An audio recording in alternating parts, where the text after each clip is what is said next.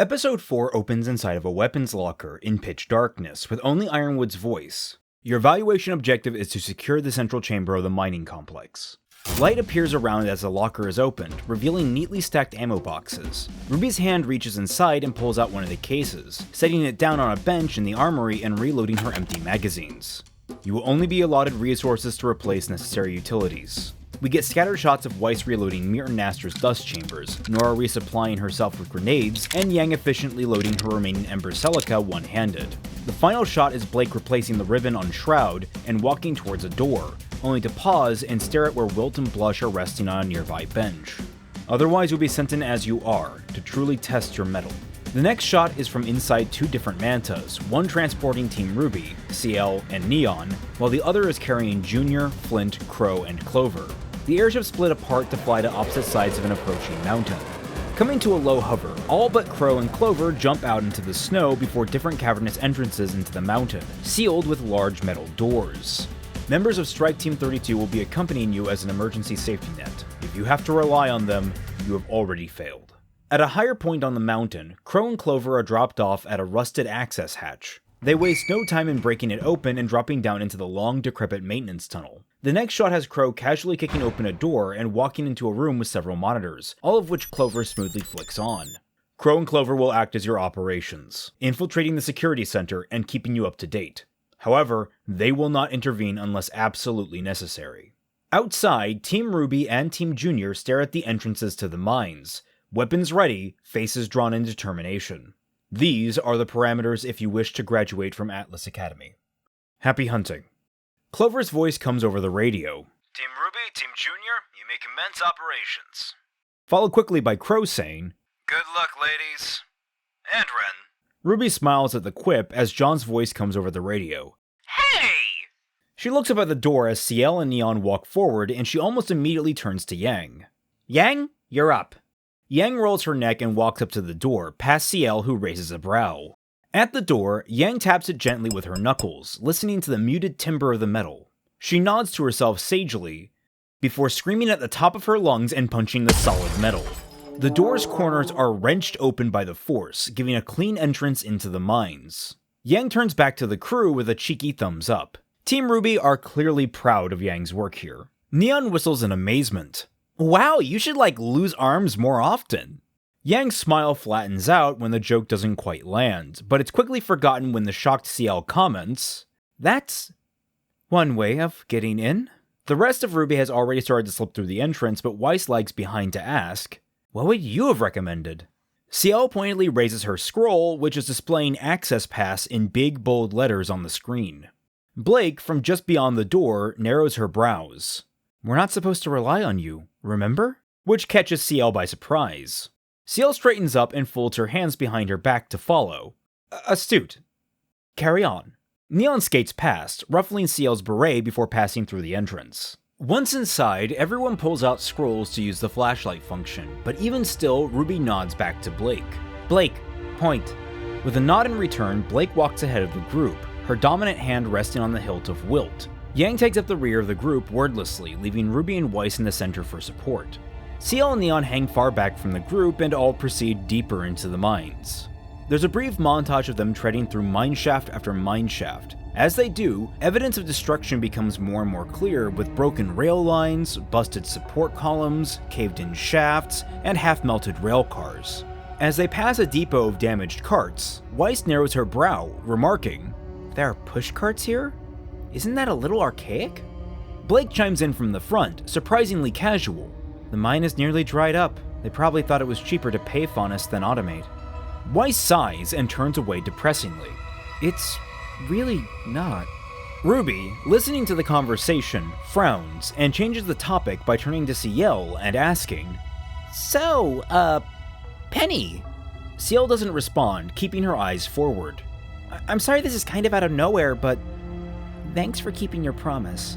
That gets a very slight reaction out of CL, who maintains her stoic face, but does give RWBY the briefest of glances. There's no need to thank me. Focus on the mission. RWBY waves off the comment. But I want to. I kinda hoped... Well, anyway, Penny's back because of you. Her voice trails off lower and lower, but she slaps her cheeks to break the creeping funk. Did you two end up becoming friends? CL slows to a stop, trying to keep her stoic facade, but she can't help the fond sigh slipping free, and a warm smile creeping onto her lips. Before the conversation can continue, Blake's voice cuts through the tunnel. Hold up! There's rumbling. No. Tunneling! The group stop in place, and they all raise their weapons. Ruby, eyes flickering around the limited light, begins to mumble to herself, running through different details of the area, its history, the environment, the damage they've seen up until this point, before declaring, "Sentinels! Eyes up! They drop from above!" Everyone looks up with their flashlights, only for Blake to yell back, "No! Whoa!" There's a scramble to correct their aim, and Ruby looks down to find a melon-sized bug with a skull mask for a face leaping onto her leg and trying to scuttle up her thigh. Ruby shrieks, "Sulfurfish!" With the floor becoming filled with dozens of sulfurfish, Team Ruby drop into a fight, panicking briefly at the very start. Weiss is quick to shish kebab the Grim on Ruby's leg, revealing burn marks on her knee socks and skirt, and she yells, "Don't let them touch you!" We jump over to Yang, who's already covered in them, but seems largely unharmed by them. CL and Neon, who are forming their own little defensive perimeter, stare at her in horror. Yang flares her semblance and they all burn away. One more tries to jump on her and she catches it, looking it up and down before crushing it in her palm. She shrugs. I don't know, they're kinda cute. Hearing a noise, she turns to her left and finds a centipedal-like Grim, a sentinel, hanging from the ceiling at face level. After a moment spent staring at each other, Yang panic punches it, yelling, "Less cute! Less cute!" It survives the punch and uses the recoil to flick forward a wad of green goo that coats Yang. She begins to panic, screaming, "Oh no, acid! No, my outfit!" What follows is an action set piece around the minecart depot, where Team Ruby is left to scramble at the very beginning and on the back foot, something CL is very neutrally documenting for the record. However, as they each get their footing, Ruby manages to take control of the situation, issuing commands that put her and Blake up against the centipedes and Yang and Weiss against the cluster of sulfurfish. The big finale of the fight finds Weiss freezing the sulfurfish into place for Yang to obliterate in one punch. Meanwhile, after having briefly lost track of Shroud, Blake finally resorts to using Wilt to surprising effect to finish off the last sentinel. As the Grim begin to evaporate into dust, leaving only bones, Blake looks down at the red blade with a quizzical expression. Yang walks up beside her, ready to ask her about it, when Crow's voice cuts through the radio. Good work. No time to catch your breath, though. Keep moving to the main chamber. Weiss, brushing some of the holes in her dress, remarks dryly, "Oh, Nora is going to love these guys." We cut over to Nora slamming a hammer down onto a sentinel, laughing maniacally as she's splashed with acid. "Oh, I am loving this! Come on, guys! So many more bugs to squish!" John yells up to her from a defensive position with Ren that is quickly becoming overwhelmed. "Nora, get information!" He doesn't get a moment to continue yelling, screaming like a girl. Off to the side is Flint, leaning on a wall and laughing as his clones use their trumpets to repel the sulfurfish back towards the fray. John points his sword over at Flint angrily. "Stop doing that!" We cut to a scroll receiving a message from Clover that says, "Exam is progressing as expected. Significant property damage. As expected." The camera pans up to the smiling Ironwood reading it. He passes the tablet off to Winter, and his face grows more serious as they approach a door at the end of the hallway. 4 guards flank the door, and one of them open it as Ironwood nears. Inside we find a lavish apartment, decorated in hues of green and antique clock decor. Sitting at a coffee table, leaning against one another with the most painfully bored expressions on their face, are Roman and Neo. They each take turns tearing out pages from a notebook, crumpling them into balls, and trying to toss them into a wastebasket halfway across the room. Roman is the latest throw, landing in the almost filled basket. Very little enthusiasm in his voice, he says, "Yes, that's 6 for me and 37 for you. I'm catching up." Neo just breathes and flops her head over the back of the couch. Ironwood watches them in mild contempt before approaching and sitting on the couch opposite of them. Roman is warm to greet him. "Jimmy, buddy, it's been so long! How are the kids?" There's not an ounce of amusement on Ironwood's face. "Ozpin?" Roman shrugs, looking around the room as though he'll magically find Ozpin there, only to come up empty. Steepling his fingers and breathing harshly, Ironwood does his best to level with Roman. "I would very much appreciate his advice. And I would also appreciate your cooperation, Mr. Torchwick." Roman's face drops. leaning forward into the conversation. "You heard, Red. The old man and I are on the outs. I couldn't care less if he doesn't rear his head ever again. And besides, you got your plans, you got your armies, you got it handled. Trust me, his advice is not worth a lien." Ironwood's face grows cross. "Ozpin is a great man. He's protected the world for generations." Roman steels his eyes, leaning closer. "He is a sad, old man who's outstayed his welcome. You should be thankful he's not here to screw up your life, too." Squeezing his knuckles in frustration, James replies, "Mr. Torchwick, you don't need any help in that department." Torchwick rolls his eyes, and a thought seems to occur to Ironwood. Ozpin could be a chance for you to turn over a new leaf. There's a flicker of rage on Roman's face. "Do you have any idea how this works?" Very evenly, Ironwood replies, bringing his hands apart and then together as a visual. "It is the process of two souls joining to become something greater." Roman shakes his head in disbelief. "How long are you going to keep this farce up? We both know the only person walking out of this room is Ozpin." Ironwood replies flatly, "If that's how you want to look at it." He glances between Roman and Neo before standing and walking towards the door. From the couch, Roman yells, "Then why don't you just shoot me and find the next host?" The door closes behind Ironwood and he sighs, muttering under his breath, "There's still time." He looks up to Winter, who has been waiting in the hallway. Without a word, he walks down the hall and she follows in step behind him. This content and the rest of the content on Celtic Phoenix is brought to you by the wonderful people supporting the channel through Patreon. For just $1 or more, you can gain access to the Tundra Discord server, where you can interact with me and a whole host of my fellow internet colleagues, such as the other members of Team Frostbite and the Team Jacked podcast. Become a part of our regular bad fanfiction nights that happen every Friday night at 10 p.m. Eastern Standard Time by joining our chat and adding your commentary to the reading. You can also join by becoming a member of the Celtic Phoenix YouTube channel, with the additional bonus of gaining access to a bunch of sweet emoticons during every one of our streams, such as the Team Jacked podcast, which airs every Wednesday at 6 p.m. Eastern Standard Time. But if either of those are too much for you, you can always subscribe to the channel, enable alerts, like this video, and share it around to all your friends. Thank you all so much for watching, and we now return you to your regularly scheduled fixing.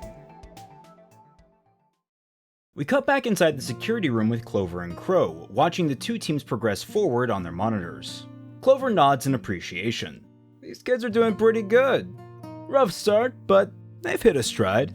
Crow is watching the monitors intently, swapping between them quickly as the teams progress. "Not surprised. They've seen a lot more than most graduates have." Clover nods again, but pauses, frowning as he watches them. "So, what makes them so special? I mean, your nieces, yeah, I kinda get that, but the rest of them? Why let them in?" Crow glances back at him quickly before continuing his monitoring. "Well, they figured out a lot themselves already. They were just missing some details. So, when I thought I wasn't gonna make it, I decided to put a little trust in them." Clover smirks and shakes his head. "We're huntsmen. You're not gonna drop dead tomorrow." Crow replies very honestly, "No, I actually almost did. Poison. It was just my luck." Literally. That specific line piques Clover's interest. "Care to elaborate?" Crow holds up a hand to quiet Clover and presses the radio in his ear. "Ruby, John, you're getting closer to the main chamber. You haven't called a weapons check on your teams. There's still active dust veins. Watch your fire or this mountain will become a crater." Ruby and John both reply crispy, Roger! Crow leans back in his seat and marks down on his scroll while Clover keeps watching him. It takes a moment as a number of subtle expressions change on Crow's face before he finally says, "Probably best you knew anyway. I've got actual bad luck. It's my semblance." Still forming his thoughts, he continues, "It doesn't just stick to me either, so... sorry." Clover's face splits into a rapturous laugh, and Crow is quick to glare at him. Before Crow can comment, Clover waves it off. No, you got me wrong. It's literally your lucky day." Crow stares at Clover's grin, wiping away a tear. "My semblance is good fortune." Clover's words dawn on him, leaving him a little awestruck. He slides back in his seat. "No shit." Clover winks. "Never lost a card game in my life. In fact, there was this one time with Winter that, His words are cut off as one of the monitors goes black. Crow frowns and leans forward. We've lost one of the feeds in the main chamber. Clover leans forward as well and squints at the screen, tapping it. We can see small gaps in the darkness that briefly blink through, and his eyes harden. No. They're swarming. The shot pulls back and more of the cameras begin to black out. Clover is standing in a split second, hand on his earpiece. Crow is beside him as they walk out the door. We cut to Team RWBY, CL, and Neon, the former having just dispatched another group of Grimm. The girls are scuffed up but otherwise seem to be in good spirits, confident and still able-bodied.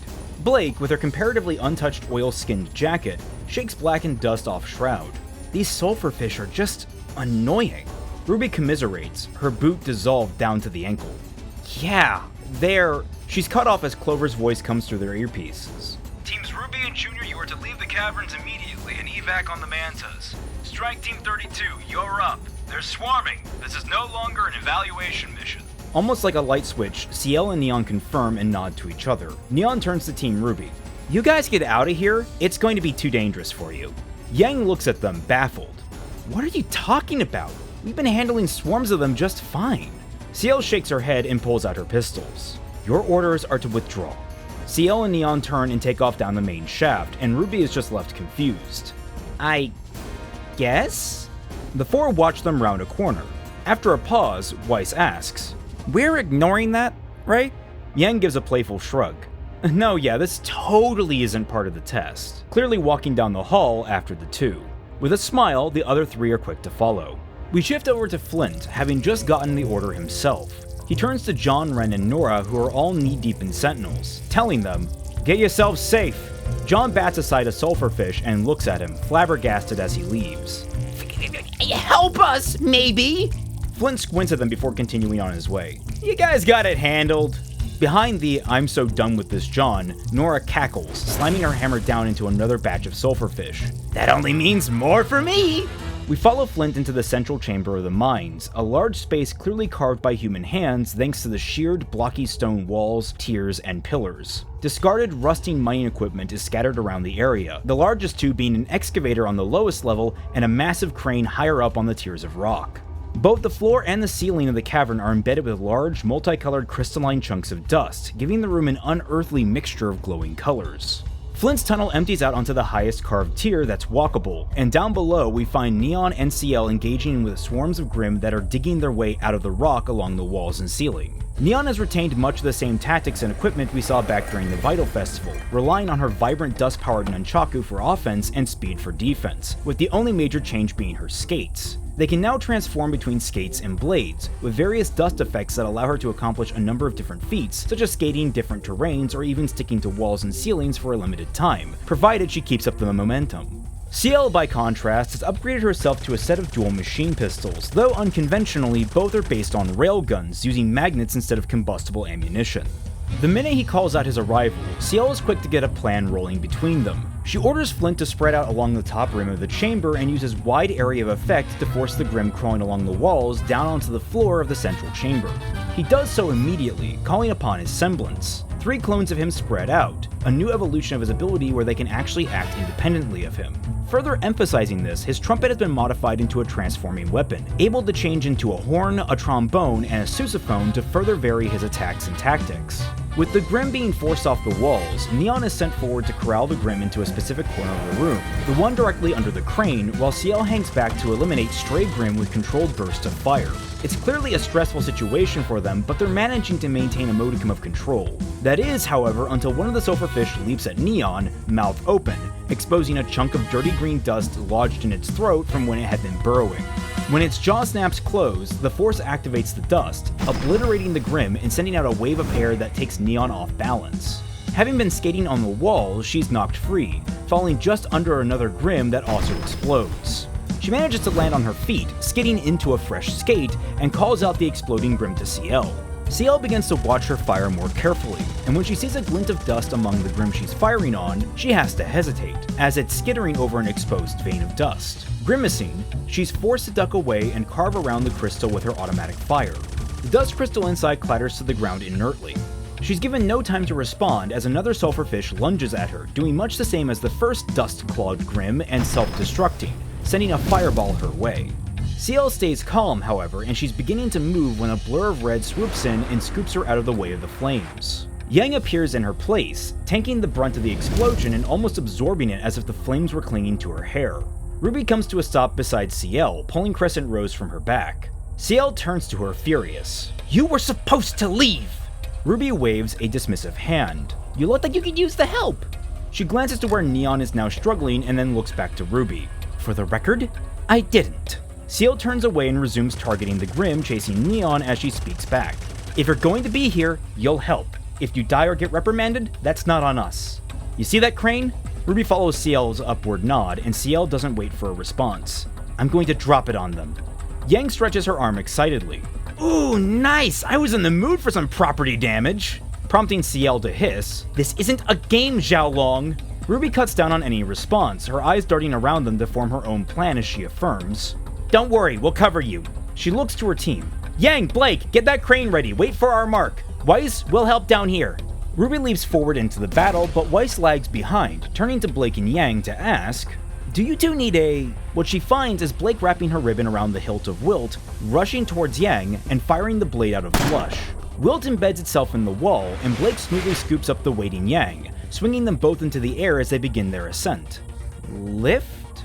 Weiss finishes, watching them, unsure how to feel. She flinches out of the way when she hears RWBY call her name, and dives into the brawl herself. What we get following this is some classic RWBY action, with RWBY, Weiss, and CL managing the Grim on the lower levels, while Flint, Blake, and Yang handle the upper levels, and work to dislodge the crane. Under CL's updated orders, Neon drifts between the two theaters of combat to focus on destroying the Grim with dust in their mouths, while offering support to whoever needs it at the time. The most notable instance of this is when Yang is trying to upend the crane all her own. Even with the support struts cut, she's struggling to lift it with only one arm, while Blake keeps her back covered from Grim attack. Neon slides in and asks what the problem is, irritating Yang, who scolds her, either do something or leave, cat. Neon frowns at Yang's blunt call-out. Now you're sounding like CL. Yang, still struggling, is about to respond when Neon twirls around her and drops to the ground while deactivating her skates. Jamming her feet under the lip that Yang is trying to lift, Neon uses her legs to push, grousing out, You gotta lift with your knees! Their combined strength finally gets it to budge, just in time for RWBY and CL to give the order to make it drop. The heavy machinery falls, and RWBY speeds out of the way at the last minute as it smashes down onto the massive Grim, destroying a plurality of the creatures. A wave of relief ripples through the group that they only have to deal with the stragglers, but a groan from the middle prevents that from sinking in. The remaining sulfur fish scurry over the metal, their steps superheated as they go. They meet in the middle where a growing hole is being burned into the chassis, and there's a brief silence as the last one crawls inside. A moment later, bursting out of the machine is an amalgamation of sulfurfish joined together into a singular tubular mass, headed by an almost draconic snout. The smaller Grim have fused into a sulfur worm. Through the narrow seams of the individual fish, glimmers of colored dust can be seen poking out, which RWBY and CL are both quick to notice. The two teams stare at it for a beat, somewhat horrified by this development, before the creature roars and begins to thrash around them. They're put on the back foot, the massive creature scarily fast, lashing out with every inch of its body to strike anyone nearby. As it does, it flings superheated goo from its joints, and the occasional dust crystal spills out, which our team have to scramble to catch before they impact any of the dust veins that line the cavern. As they're still scrambling, Clover's voice comes over the radios. Come on, 32, you've seen worse than this. Up on the highest tier of the chamber, Clover is casually strolling around the lip, finger pressed to his earpiece as Crow follows behind while protecting the unconcerned Clover. Clover walks up to the original Flint and says, You know, I hear the acoustics are good this time of year. Flint is confused and turns to ask, this time of year, before Clover casually kicks him off the ledge. Conveniently, Flint lands roughly, but safely on a slope made of sand, his clones all zipping back into him as he loses his concentration. Clover continues to speak through his earpiece. Neon, Flint needs a lift around the cavern. A good song will shake that beast apart. CL, find a way to pin that thing in the center. Team RWBY, since you're tagging along, why not join the ensemble? There is little argument from the two teams, even CL who accepts the new orders instantly, and they get to work. Neon sets about picking up Flint like a sack of potatoes and starts to move, listening to his instructions where he needs to set down a clone.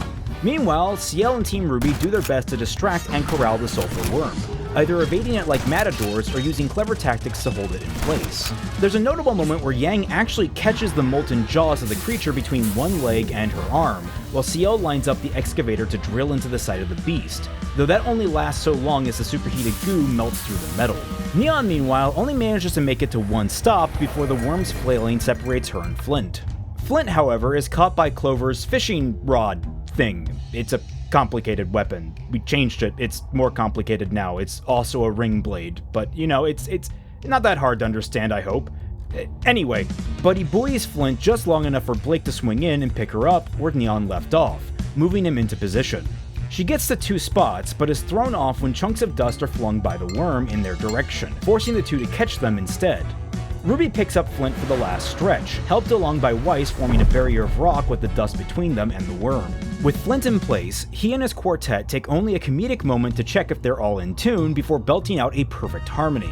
The cavern begins to vibrate with a combined sonic energy, the dust crystals in the walls singing in resonance. Everyone is paralyzed by the sound, holding hands to their ears. Blake especially is hunched over in pain.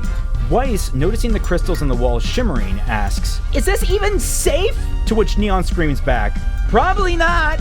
In the center, well managed, the Sulfur Grim vibrates in time with the cavern, shuddering more and more. Its form becomes loose as the note is held.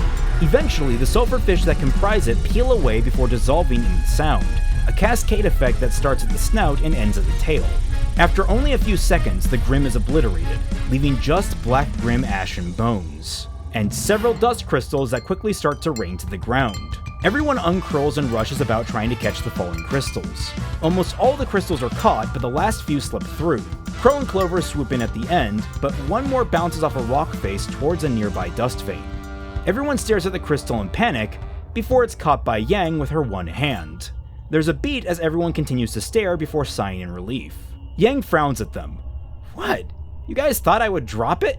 As she shrugs, it slips from her hands. Whoops!